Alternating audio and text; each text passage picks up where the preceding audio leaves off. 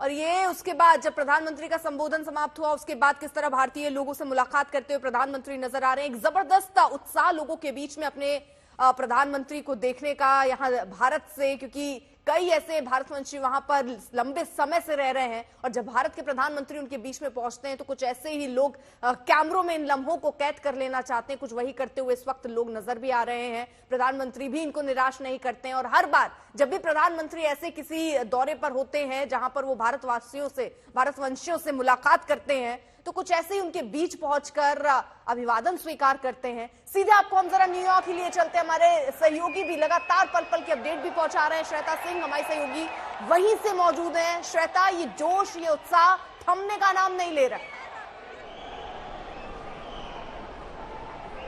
जी, प्रधानमंत्री ने जब से अपनी भाषण की आज शुरुआत की और सबसे पहले राष्ट्रदूत कहा यहाँ के सभी लोगों को, जब भी जाते हैं वो कहीं वो कुछ इस तरह की बातें कहते जरूर हैं, लेकिन आज देखिए अभी जब निकलते हुए भारतवंशियों से घिरे हुए प्रधानमंत्री नजर आ रहे हैं, उन सब के बीच वो पहुंचे। मंच से जब उतरे तो उनके थोड़ा नजदीक पहुंचे, हालांकि सिक्योरिटी प्रोटोकॉल के अनुसार वो उतनी नजदीक नहीं जा सकते हैं, लेकिन प्रधानमंत्री तो हमने देखा है कि 26 जनवरी के परेड के बाद भी किस तरीके से आम लोगों तक पहुंचने की कोशिश करते हैं और 15 अगस्त के उनके भाषण के बाद भी हम देखते हैं कि बच्चों के बीच जाने का प्रयास उनकी तरफ से हमेशा रहता है। तो आज भी यहाँ पर जो भारतवंशी हैं जो उनसे मुलाकात करते हुए, अब देखिए सब सेल्फी खींचने में की होड़ में लगे रहे सारे लोग कि प्रधानमंत्री जब नजदीक आ गए हैं तो कुछ सेल्फीज उनके साथ लोगों ने खिंचवाई है।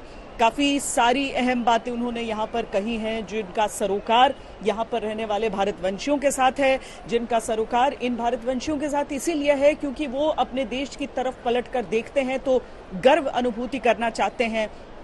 प्रधानमंत्री नरेंद्र मोदी ने यहाँ पर अमेरिका और भारत के रिश्तों का जिक्र भी करते हुए और 2014 से शुरू करते 2024 तक किस तरीके से वो बार बार यहाँ पर आए हैं और बेशुमार प्यार यहाँ पर लोगों ने उनके ऊपर लुटाया है, उन सब का जिक्र जब उन्होंने किया है। और उसके बाद देखिए मेरे पीछे जो स्टैंड्स आप देखेंगे वो पूरी तरीके से खाली अब आपको दिखेंगे, क्योंकि लोग नीचे की तरफ पहले उन्होंने आने की कोशिश की ताकि पीएम के साथ थोड़ा नजदीक से फोटो खिंचा सके और अब एक एक करके जो लोग हैं वो बाहर की तरफ भी निकल रहे हैं।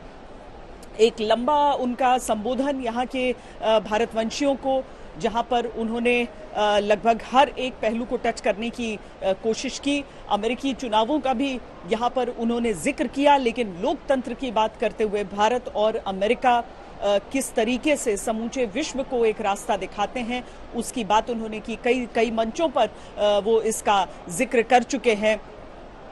यहाँ पर जो लोग हैं वो बिल्कुल अपनी खुशी को छुपा नहीं पा रहे हैं। सुनाते हैं आपको।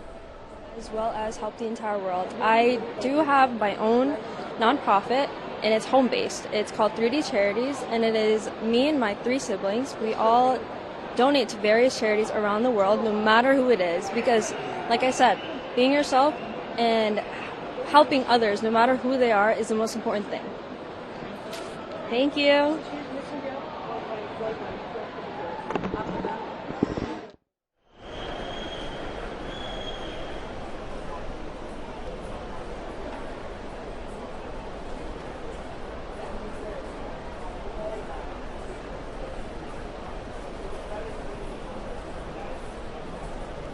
तो ये देखिए यहाँ पर ये आयोजन संपन्न हुआ। आज जो इंडियन डायस्पोरा है उसका दिन था, उससे संबोधन का दिन था। प्रधानमंत्री यहाँ से अब निकल चुके हैं, वो न्यूयॉर्क स्थित अपने होटल में जाएंगे और वहाँ पर वो अलग अलग लोगों से मुलाकातें करेंगे। बिजनेस हेड से उनकी आज मुलाकातें शेड्यूल्ड हैं, लेकिन हम आपको सुनाते हैं कि आज जब उन्होंने यहाँ पर भारतीय जो लोग हैं उन लोगों को संबोधित किया तो उन्होंने किन किन बातों पर जोर दिया।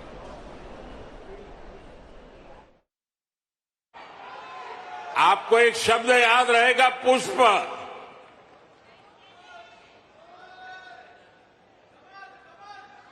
हाँ, कमल मान लीजिए, मुझे इतराज नहीं है।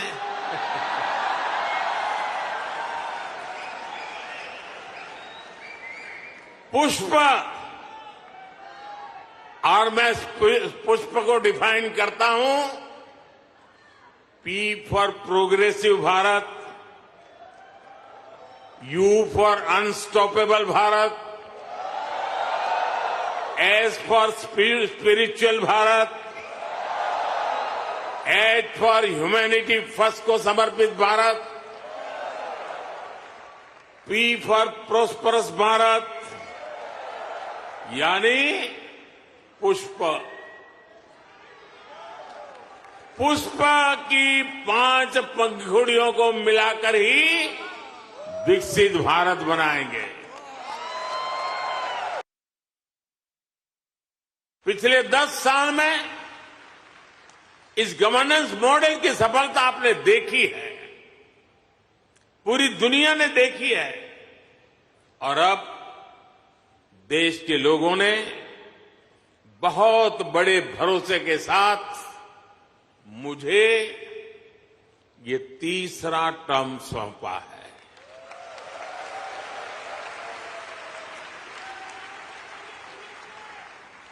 ये थर्ड टर्म में मैं 3 गुना ज्यादा दायित्व बोध के साथ आगे बढ़ रहा हूं। आजादी के आंदोलन में करोड़ों भारतीयों ने स्वराज के लिए जीवन खपा दिया था। उन्होंने अपना हित नहीं देखा, अपने कंफर्ट जोन की चिंता नहीं की। वो तो बस देश की आजादी के लिए सब कुछ भूलकर अंग्रेजों से लड़ने चल पड़े थे। उस सफर में किसी को फांसी का फंदा मिला,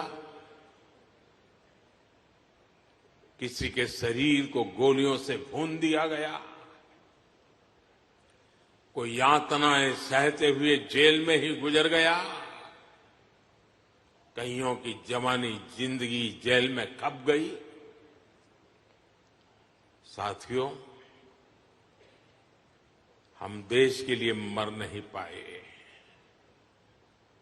लेकिन हम देश के लिए जरूर जी सकते हैं।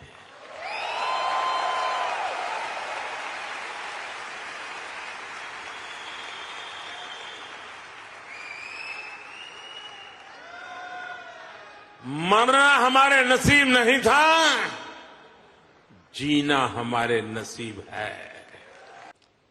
10वें नंबर से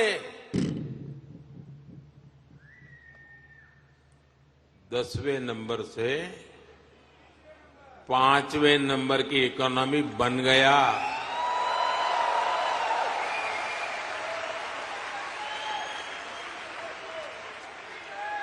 अब हर भारतीय चाहता है कि भारत जल्दी से 3rd लार्जेस्ट इकोनॉमी बने।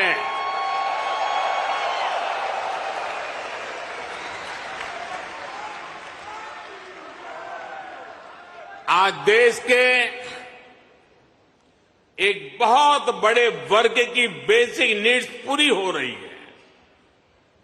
पिछले 10 साल में करोड़ों लोगों को क्लीन कुकिंग गैस की सुविधा मिली है, उनके घर तक पाइप से साफ पानी पहुंचने लगा है, उनके घर में बिजली कनेक्शन पहुंचा है, उनके लिए करोड़ों टॉयलेट्स बने हैं। ऐसे करोड़ों लोग अब क्वालिटी लाइफ चाहते हैं। साथियों, अब भारत के लोगों को सिर्फ रोड नहीं, उन्हें शानदार एक्सप्रेस वे चाहिए। अब भारत के लोगों को सिर्फ रेल कनेक्टिविटी नहीं, उन्हें हाई स्पीड ट्रेन चाहिए। भारत के हर शहर की अपेक्षा है उसके यहां मेट्रो चले। भारत के हर शहर की अपेक्षा है उसका अपना एयरपोर्ट हो। देश का हर नागरिक, हर गांव शहर चाहता है कि उसके यहां दुनिया की बेस्ट सुविधाएं हो और इसका नतीजा हम देख रहे हैं। आपको एक शब्द याद रहेगा, पुष्प।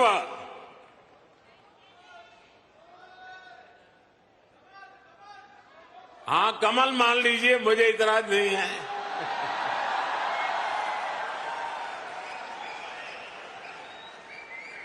पुष्प,